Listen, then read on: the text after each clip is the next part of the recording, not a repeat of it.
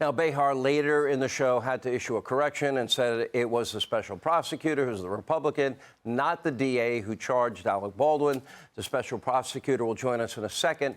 Now, she does serve in the New Mexico House of Representatives, but there is no evidence of any political bias in the case. In fact, it's the exact opposite. From everything we know, this case is being investigated and prosecuted with the utmost integrity.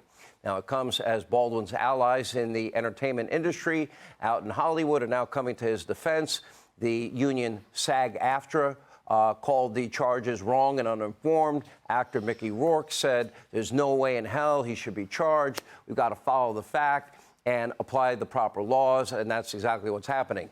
All right, here to explain more about the case, the special prosecutor in the case, Andrea Reeb, is with us. Andrea, how are you? Thank you for joining us. Thank you. All right, so the DA that made the charge, just to be clear, was a Democrat. This was not a political case. Is that a fair statement? That's a fair statement. I'm a Republican. She's a Democrat. I prosecuted cases for a lot of years, and someone's political party has never been an issue on why we charge somebody. We look at the evidence, and that's how we decide. Okay, so we've gone over the law last night. We also brought up one big important piece of this. I'm not sure why Alec Baldwin's lawyer allowed him to go on George Stephanopoulos, but he did. And in that interview, he claimed he did not fire the weapon. My mom was a prison guard. I was a pistol marksman by the age 11 because my mother had a gun in the house, wanted to make sure I was not curious. So she got me lessons on firearm safety. My question to you is, guns don't fire themselves.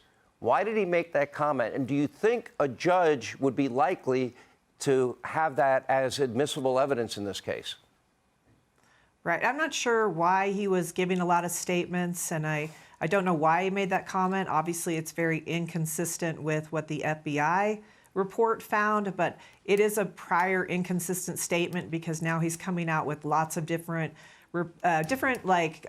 stories of why this occurred. So absolutely, those statements will all be admissible and be able to be used against him if he testifies in court.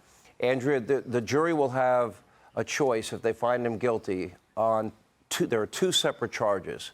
One is involuntary manslaughter, but one also involves the use of a firearm. Involuntary manslaughter has a maximum sentence of 18 months. If it involves a firearm, it has a minimum sentence of 5 years. Where do you think this case, the jury would likely go based on the facts as you know them?